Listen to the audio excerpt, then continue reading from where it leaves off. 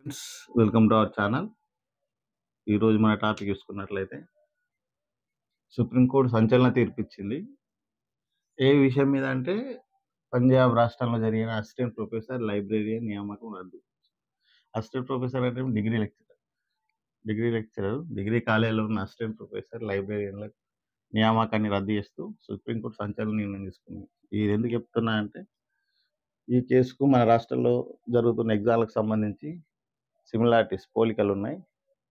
ఇటీవల జరిగిన గ్రూప్ 1 ఫలితాల ప్రకారం అపాయింట్మెంట్ ఆర్డర్ ఇచ్చినప్పటికీ కేసు అనేది పెండింగ్ ఉంది, హైకోర్టులో పెండింగ్ ఉంది. ఇప్పుడు అక్టోబర్ 15 హియరింగ్ ఉంది. ఇక్కడ కూడా ఏమైందంటే వీళ్ళకు కూడా నియామకాలు చేసిళ్ళు, అపాయింట్మెంట్ ఇచ్చిళ్ళు, పోస్టింగ్ కూడా ఇచ్చిళ్ళు.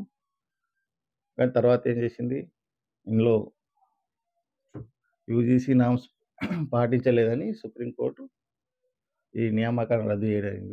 అదేం కేసు అంటే Mandeep Singh and others versus state of Punjab. ఈ కేసు పూర్వాపరాలు చూసుకున్నట్టయితే ఫస్ట్ 931 డిగ్రీ లెక్చరర్స్ అంటే అసిస్టెంట్ ప్రొఫెసర్ నోటిఫికేషన్ 15/1/2021 నాడు ఇచ్చింది.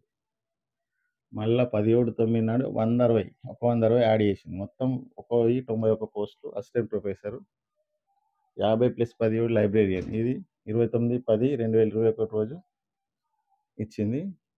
ఏం చేసింది, యాజ్ పర్ రూల్స్ అయితే యూజీసీ నామ్స్ ఉన్నాయి. యూజీసీ నామ్స్ 2010 ప్రకారం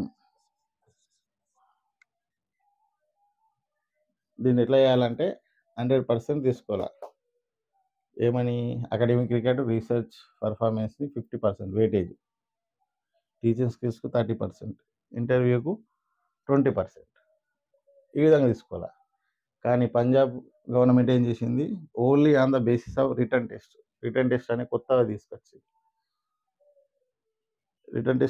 ఏం చేసిందంటే వీళ్ళకి ఎగ్జామ్ పెట్టి కండక్ట్ చేసి అపాయింట్మెంట్ కూడా ఇచ్చింది, జాయిన్ కూడా అయ్యిండ్రు. అయితే దీనిపైన సుప్రీంకోర్టు ధర్మాసనం సుధాంశు ధులియా, కె వినోద్ చంద్రన్ ఈ బెంచ్ ఏమని తీర్పిచ్చిందంటే ఏదైతే యూజీసీ గైడ్లైన్స్ ఆర్ యూజీసీ నియమాల ప్రకారం 2010 ప్రకారం ఎగ్జామ్ అనేది ఇట్లా జరగాల. సేమ్ టైం 18లో కూడా ఇదే చెప్పిళ్ళు.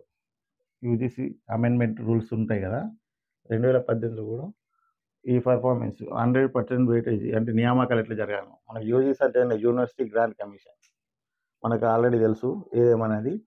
యూనివర్సిటీ గ్రాంట్ కమిషన్ అంటే degree college lecturers, PG professors అంటే నథింగ్ బట్ అసిస్టెంట్ ప్రొఫెసర్.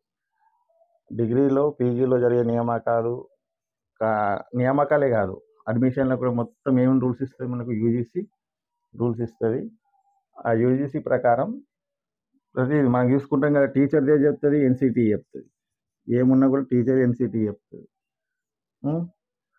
మనకి చూడండి, యూజీసీ ఏం చెప్తుంది, డిగ్రీ అండ్ పీజీ యొక్క విద్యార్హతలు కానీ ఇవన్నీ డిసైడ్ చేసేది యూజీసీ. వాటి యొక్క రెగ్యులేషన్స్, ఎట్లా నియామకాలు జరగాల, ఎట్లా అడ్మిషన్ జరగాల, నాట్ ఓన్లీ నియామకాలు, అడ్మిషన్ కూడా మనకు తెలుసే కదా. ఇప్పుడు medical board, national medical council, NMC or NMI, national medical council of India, ఇదేం చేస్తుంది, మెడిసిన్ది ఒక్కోది ఒకది. ఏఐసిటి, ఆల్ ఇండియా టెక్నికల్, ఇది ఏఐటిటిసి, ఇదేం చేస్తుంది, ఆల్ ఇండియా టెక్నికల్ ఎడ్యుకేషన్, ఇది బీటెక్, ఇంజనీరింగ్ డిపార్ట్మెంట్, ఇది చెప్తుంది. ప్రతి దానికి ఒక సంస్థ ఉన్నది. టీచర్కి ఎన్సిటి, డిగ్రీ దానికి యూజీసీ, డిగ్రీ పీజీ దానికి, మెడికల్ దానికి NMI or national medical council of India, technical education B Tech, M Tech, AITC, మనకు దేని దానికి ఉన్నది. మనకు దీని యొక్క నియమావళిని ఎవరు రూపొందిస్తారు, యూజీసీ రూపొందిస్తుంది. ఏమని రూపొందించింది, ఈ విధంగా రూపొందించింది. కానీ గవర్నమెంట్లో ఎట్లా పోయింది, Punjab government only on the basis of written test. అయితే ఇక్కడ ఉన్న నిరుద్యోగులు, ఇక్కడ వీళ్ళందరూ మనీదీప్ సింగ్ అండ్ అదర్స్ వీళ్ళందరూ ఏం చేసిల్లంటే కంటెస్ట్ చేసిళ్ళు. అంటే హైకోర్టులో పిటిషన్ వేసింది, పంజాబ్ హర్యానా హైకోర్టు. ఎందుకంటే మన గ్రూప్ 1 కేసుకు దీనికి సంబంధం ఉన్నది. ఏమన్నాయంటే ఇక్కడ కూడా పంజాబ్ అండ్ హర్యానా హైకోర్టు ఏం చెప్పిందంటే వీళ్ళకి అనుకూలంగా తీర్పిచ్చింది, నిరుద్యోగులకు కొట్టేసింది. ఏమని ఏ నియామకాలు చెల్లవు, యూజీసీ నియామకాలు 2018 ప్రకారం లేవు, అందుకోసం ఇది single judge, Punjab high court single judge కొట్టేసింది. తర్వాత ఏం చేసింది గవర్నమెంట్, ఏం చేసింది state of Punjab division bench పోయింది. డివిజన్ బెంచ్ మళ్ళీ ఈ నియామకాలు చెల్లుతాయని ఇచ్చింది. అయితే మళ్ళీ దీన్ని సవాల్ చేస్తూ, ఈ చెల్లెని సవాల్ చేస్తూ మందీప్ సింగ్ అండ్ అదర్స్ వీళ్ళందరూ సుప్రీంకోర్టు ఆశ్రయించింది. సుప్రీంకోర్టు ఏమని చెప్పింది, లేదు సింగిల్ జడ్జి ఇచ్చిందే కరెక్టు, పంజాబ్ హర్యానా హైకోర్టు యొక్క సింగిల్ జడ్జి ఇచ్చింది కరెక్టు, డివిజన్ బెంచ్ ఇచ్చింది తప్పు. ఎందుకంటే యాజ్ పర్ యూజీసీ 2008 ప్రకారం ఈ విధంగా నియామకాలు చెల్లాలి. Interview 20, teaching skills 30%, academic research and record and research performance 50. Academic అంటే పీజీలో వచ్చిన marks plus research, PhD scholars కానీ అవన్నీ కానీ ఇవన్నీ చెల్లె అని చెప్పింది. ఎందుకు చెప్తున్నా అంటే సేమ్ సిమిలారిటీస్ ఉన్నాయి. మన దగ్గర కూడా సింగిల్ జడ్జి ఏమో తప్పు పట్టింది గ్రూప్ వన్ నియామకం, డివిజన్ బెంచ్ స్టే ఇచ్చింది. ఇంకేం కాలేదు. ఇప్పుడు అక్టోబర్ 15 రోజు హియరింగ్ ఉంది, స్టే ఇచ్చింది. నియామకాలు చేసుకోవచ్చు అంటే గవర్నమెంట్ తెలంగాణ ప్రభుత్వం నియామకాలు చేసింది. కాకపోతే రేపొద్దున ఏమయ్యేదో తెలియదు. అంటే ఇప్పుడు అపాయింట్మెంట్ ఇచ్చినప్పటికీ, పోస్టింగ్లో జాయిన్ అయినప్పటికీ, డ్యూటీ చేస్తున్నప్పటికీ సుప్రీం ఏమన్నా కోర్టులు ఏమన్నా ఇంటర్ఫియర్ చేయొచ్చు, వాళ్ళు నియామకాలను రద్దు చేయొచ్చు అని. దీనికి దానికి మాకు తేడా పోలికలు. ఈ పంజాబ్ది ఎందుకంటే ఇప్పుడు లేటెస్ట్గా ట్రెండింగ్లో ఉన్నది న్యూస్, సుప్రీంకోర్టు సంచలనం తీర్పు ఇచ్చిందని. అంటే అసిస్టెంట్ ప్రొఫెసర్ నియామకము లైబ్రరీ, మన దగ్గర కూడా అసిస్టెంట్ ప్రొఫెసర్ నియామకాలు చేపట్టాలని ప్రభుత్వం భావిస్తుంది. అంటే ప్రతిదాన్ని సుప్రీంకోర్టు మనకు అపెక్స్ కోర్టు, ఇది ఏది చెప్తే దాని ప్రకారం ఫాలో కావాలి. అపెక్స్ కోర్ట్ ఆఫ్ ఇండియా ఏదంటే సుప్రీంకోర్టు, ఇది ఏది చెప్తే ఫాలో కావాలా. కేసులు కోర్టు కేసులు నాన్ ధోరణి ఉండకుండా అపెక్స్ కోర్టు చెప్పిన మనం ఫాలో అయితే మనకు ఇక్కడ కూడా ఎటువంటి కేసులు కాకుండా ఉంటాయి. ఇప్పుడు మనకు కూడా కసరత్తు జరుగుతుంది. Assistant professor in degree colleges, in universities, professor in universities, assistant professor in degree colleges, ఈ ప్రకారమే పోవాల్సి వస్తుంది. ఎందుకంటే మన రూల్స్ ఇట్లున్నాయి. కొత్తగా తీసుకొచ్చారు కొత్త రిటర్న్ టెస్ట్ ఉంటే దీనికి యూజీసీ ఆమోదం ఉండాలి. యూజీసీ ఆమోదం లేదు కదా, మరి యూజీసీ ఉండే కోసం యూజీసీ అనేది మనకు ఖచ్చితంగా ఒక గైడ్ లైన్స్ ఉంటుంది. ఇప్పుడు ఎన్సిటి మనకు ఉపాధ్యాయ నియామకాలు మొత్తం ఎన్సిటి చెప్తుంది. బీఈడి ఎంత క్వాలిఫికేషన్ ఉండాలా టీచర్కు, డిఎడ్ వాళ్ళకి ఎంత ఉండాలి, ఎంత పర్సెంటేజ్ ఉండాలా, బిఎడ్ వాళ్ళకి ఎంత ఉండాలా, టోటల్ ఇవన్నీ నిర్ధారించేది ఎన్సిటి. యూజీసీ ఏమో డిగ్రీ వాళ్ళకు, నేషనల్ మెడికల్ కౌన్సిల్ ఏమో హెల్త్ డిపార్ట్మెంట్, అంటే ఎంబీబీఎస్, ఎండి, డాక్టర్, ఐఐటిసి, బీటెక్, ఎంటెక్ అటువంటి టెక్నికల్ ఎడ్యుకేషన్, ప్రతి దానికి దానికి ఉన్నది. అంటే ఇక్కడ ప్రభుత్వాలు కూడా ఏం చేస్తాయంటే వాళ్ళ యొక్క రాజకీయ ప్రయోజనం కోసము మా వాళ్ళని సెలెక్ట్ చేద్దాం ఇంకేదో ఉద్దేశంతో ఆ విధంగా పోతే ఇటువంటి తీర్పులు ఇస్తాయి సుప్రీంకోర్టులు. అంటే న్యాయం ఎక్కడైనా జరుగుతుంది, న్యాయం జరగకపోదు, కాకపోతే ఒక టైం పడుతుంది. ఇప్పుడు వీళ్ళకి వచ్చేసింది 2021 వేస్తే మొన్న కేసు వచ్చింది, మొన్న తీర్పు వచ్చేసింది, కేసు బెంచ్ మీదకి వచ్చి తీర్పు వచ్చింది. మళ్ళీ నియామకాలు రద్దు ఏమని తీర్పు ఇచ్చింది, మళ్ళీ ఫ్రెష్గా నోటిఫికేషన్ ఇచ్చి కొత్తగా recruitment as per UGC norms, UGC regulations ప్రకారం 2018 ప్రకారం ఈ విధంగా నియామకాలు చేపట్టాలని చెప్పింది. ఇప్పుడు అదే విధంగా వెళ్ళాల్సిందే, ఎందుకంటే సుప్రీంకోర్టు చెప్పింది కదా. అంటే ఇప్పుడు కూడా తెలంగాణలో కూడా ఏం జరగబోతుందంటే ఏమన్నా జరగచ్చు. ఎందుకంటే ఆల్రెడీ మనకు 222 పేజీల జడ్జిమెంట్ సింగిల్ జడ్జి ఇచ్చింది హైకోర్టు. గ్రూప్ 1 పై సింగిల్ జడ్జి ఇచ్చి 222 పేజీల 6 నెలల టైం తీసుకుంది. డివిజన్ బెంచ్ వాళ్ళు పోయిళ్ళు, అలా హక్కు ఉన్నది, పోయిళ్ళు డివిజన్ బెంచ్ అన్ని. అంటే ఫైనల్ అవుట్కమ్ ప్రకారం, ఇంకా హైకోర్టులో ఇంకా మొత్తం కాలేదు, ఫైనల్ అవుట్కమ్ ప్రకారం ఉండాలి, తుది తీర్పుకి లోబడి ఉండాలి. ఆ లోపు మీరు ప్రాసెస్ చేసుకోవచ్చు. అల్టిమేట్గా తీర్పు ఎట్లా వస్తే అట్లా ఫాలో అవ్వాల్సి ఉంటుందని. ఒకవేళ అవకతవకలు జరిగితే నియామకాలు రద్దు అయ్యాయి. ఏం జరగలే, ఓన్లీ ఆధారాలు లేవు, ఏం జరగలే అంటే ఆటోమేటిక్గా వాళ్ళు అపాయింట్ అయ్యి అంటే వాళ్ళ సర్వీస్ని కొనసాగిస్తారు. అంటే దేన్ని బట్టి ఉంటుంది అంటే మనం ఇచ్చే సాక్ష్యాలను బట్టి, జరిగినాయా జరగలేనా అవన్నీ బట్టి, ఊరం బట్టి ఉన్నది, సాక్ష్యాలను బట్టి ఉంటుంది. ఏ ఒక్క సాక్ష్యం దొరికినా కూడా కోర్టు ఖచ్చితంగా తప్పుపడుతుంది. ఇప్పుడు డివిజన్ బెంచ్ అట్లా వాళ్ళు కూడా డివిజన్ బెంచ్లో అటు అయితే సుప్రీంకోర్టు పోతారు. సుప్రీంకోర్టు ఏమని కూడా చెప్పచ్చు. సుప్రీంకోర్టు లాస్ట్ ఇక సుప్రీంకోర్టు ఏం చెప్పిందో దాని ప్రకారం మనం నడుచుకోవాల్సి ఉంటుంది. అందరు జెన్యున్ క్యాండిడేట్స్ ఉన్నారు, లేదని కాదు, చెప్పలేము కదా. అంటే అనుమానాలు ఎప్పుడు, ఇవి నిరుద్యోగులకు రైట్ ఉంటుంది, వాళ్ళకి రైట్ ఉంటుంది. అదేది డిసైడ్ చేస్తే కోర్టు డిసైడ్ చేస్తుంది. ఎవరో ఒకరు డిసైడ్ చేయడానికి లేదు కదా! కోర్టు పరిధిలో ఉన్నప్పుడు కోర్టు డిసైడ్ చేస్తది. ఎట్లా అనేది ఏమనేది మొత్తం సింగిల్ జడ్జ్ అయితే తప్పు పట్టింది. డివిజన్ బెంచ్ ఏం చేస్తదో ఇప్పుడు 15కి తెలుస్తది. ఆ తర్వాత ఎవరన్నా ఎళ్ళొచ్చు. వీళ్ళు సుప్రీం కోర్ట్‌కెళ్ళొచ్చు. వీళ్ళకి అనుకూలంగా వస్తే వాళ్ళెళ్ళొచ్చు. వాళ్ళకి అనుకూలంగా ఇస్తే వీళ్ళెళ్ళొచ్చు. అది మనకు రాజ్యాంగం కల్పించింది. అల్టిమేట్‌గా అయితే నియామకాలు జరగాల. ఎందుకంటే కోర్ట్‌ల చుట్టూ ఉండొద్దు. గవర్నమెంట్ కూడా చిత్తశుద్ధితో, ట్రాన్స్‌పరెన్స్‌తో ఎగ్జామ్స్ పెడితే ఇటువంటి ఇబ్బంది ఉండదు. పాపం వాళ్ళు కూడా ఇప్పుడు వచ్చిన వాళ్ళు కూడా చాలా చదువుకున్నారు. చాలా చదువుకొనొచ్చిండ్రు. అట్లనే నిరుద్యోగులు కూడా కొన్ని అంశాలు లేవనెత్తితే దానికి క్లారిటీ ఇచ్చేయాల. అది కోర్ట్‌లో తొందరగా అయిపోతే ఆల్రెడీ ఆళ్ళకి అపాయింట్‌మెంట్స్ జాయిన్ అయిండ్రు. రేపు సుప్రీం కోర్ట్‌కి కూడా ఎళ్ళాల్సిన అవసరం రావద్దు. ఎందుకంటే అంత క్లియర్‌గా ఉండాల. టైం వేస్ట్ కాకుండా. ఎళ్తే అటు ఇటు అనిపిస్తే సుప్రీం కోర్ట్ కూడా ఎళ్తారు. ఎళ్తే సుప్రీం కోర్ట్‌లో కూడా విచారణ జరిగి ఏం తీర్పొస్తదో మనం వేచి చూడాల. ఇటువంటి అంటే ఎందుకంటే ఇదేం చెప్తున్నా అంటే మనకు క్లియర్‌గా ఒకసారి ఈరోజు చర్చించుకుంటే, సమగ్రంగా విశ్లేషించుకుంటే మనకి ఏదేమిటనేది తెలుస్తది కాబట్టి. పంజాబీ మనకు అసిస్టెంట్ ప్రొఫెసర్ అని డీఎల్. ఇప్పుడు మన డీఎల్ కూడా వచ్చేదుంది. అంటే ఇటువంటి నార్మ్స్ ఫాలో అయితే మనకేమి ఇబ్బందుండదు. మనకు ఏది మా ఇష్టం అని గవర్నమెంట్ అంటే ఇట్లనే పోతాయి. కోర్టుకి పోతాయి, కొట్టేస్తారు, టైం వేస్టు. పాపం వీళ్ళు కూడా ఎంత ప్రిపేర్ అయ్యి ఉంటారు. 1091 ప్లస్ 67 వీళ్ళందరూ ఎంత ప్రిపేర్ అయ్యుంటారు.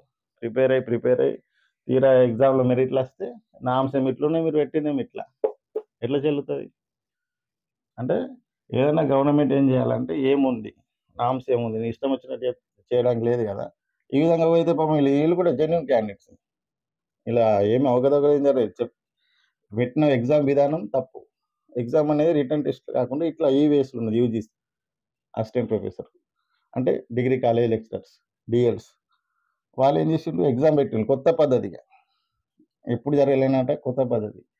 ఈ ఈ తీర్పు సారాంశం చూస్తే టోటల్‌గా కొత్త పద్ధతి తీసుకొచ్చిండ్రు. దీని అర్థం ఏంటంటే వీళ్ళు కూడా ఇప్పుడు ఎంత నష్టపోయిన్రు. కోర్ట్ ఏమని చెప్పింది సార్ డైరెక్ట్ ఇదంతా రిక్రూట్‌మెంట్ క్యాన్సెల్ చేసి కొత్త నియామకాలు ఫ్రెష్ నోటిఫికేషన్ ఇచ్చి మళ్ళీ exams as per 2018 UGC regulation ప్రకారం పెట్టాలని చెప్పింది. ఇప్పుడు ఆ ప్రకారం పోతే మళ్ళా ఎగ్జామ్ పెడితే ఎవరైనా సెలెక్ట్ అయ్యొచ్చు. కానీ ఇదంతా టైం వేస్ట్ కదా! చాలా వేస్ట్. 3, 4 ఏళ్ల టైం వేస్ట్ అయింది. అందుకోసమే గవర్నమెంట్‌లు కూడా మొత్తం వాళ్ళ సొంత నిర్ణయాలు కాకుండా ఏమున్నాయి రూల్స్ అనేది మనం ఖచ్చితంగా పాటిస్తే మనకి ఎటువంటి తీర్పులు రావు. ఏదో ఇదన్నా ఎవరు కోర్టుకు ఖచ్చితంగా కోర్టుకు పోతారు. అందరూ వాళ్ళు మేధావులు కదా! చదువుకున్నోళ్ళు పీజీ చేసిన వాళ్ళు చదువుకుని ఖచ్చితంగా కోర్టుకు పోతారు. గవర్నమెంట్ కూడా ఆలోచించి ఏం రూల్స్ ఉన్నాయి, దాని ప్రకారం వెళ్లి నోటిఫికేషన్‌లు ఇవ్వాల. మన తెలంగాణ విషయానికొస్తే గ్రూప్ 1 గాని, ఇప్పుడు కాంట్రాక్ట్ లెక్చరర్స్ అవన్నీ గాని కోర్టులలో నడుస్తున్నాయి. రేపు పొద్దున ఏమన్నా డిసిజన్ రావచ్చు.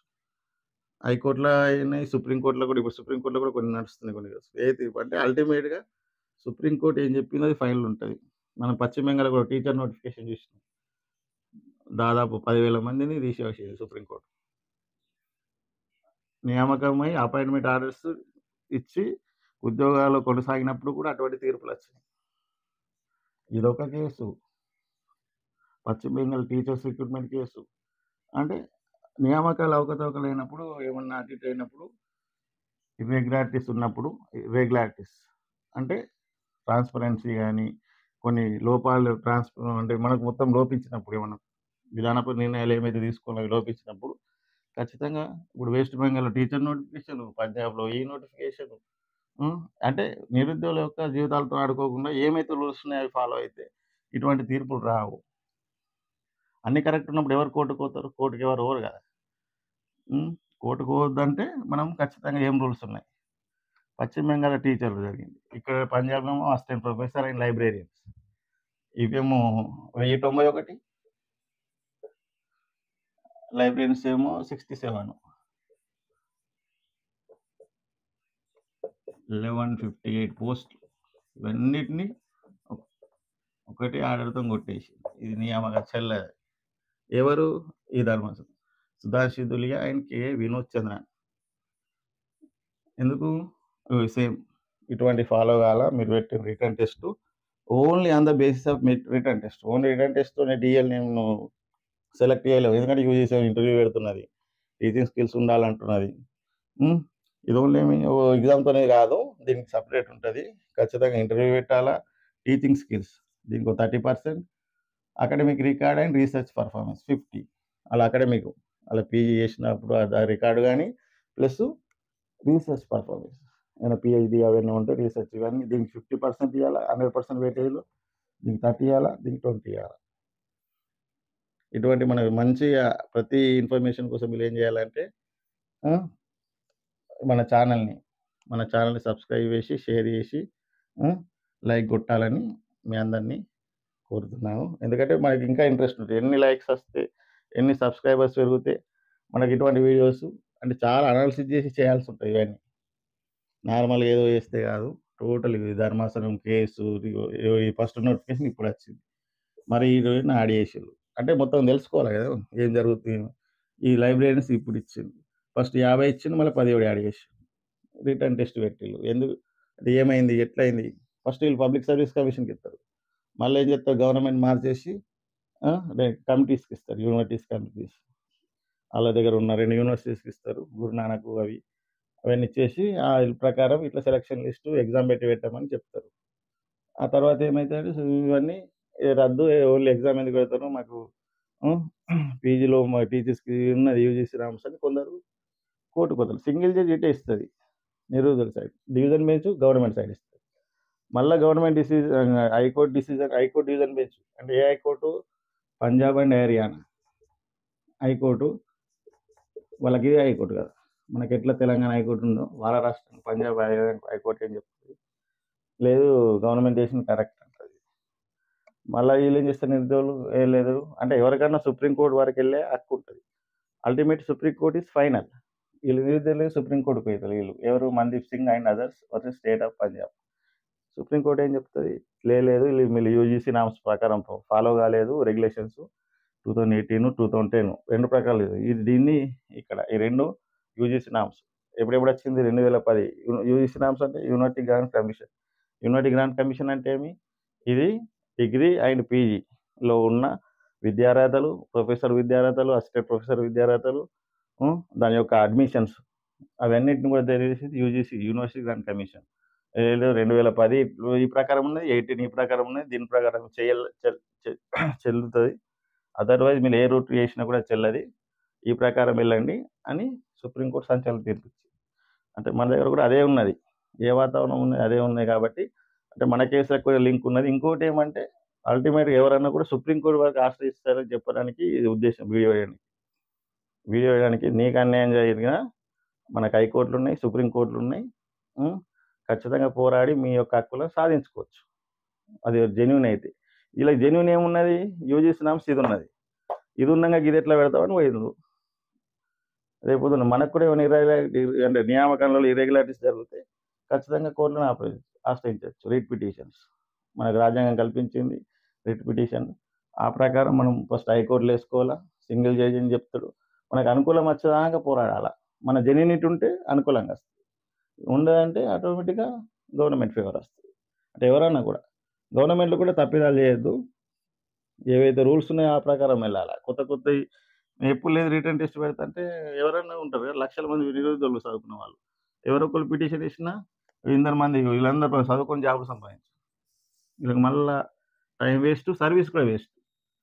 4-5 ఏళ్ళ సర్వీస్ అంటే వాళ్ళు ఎంత చాలా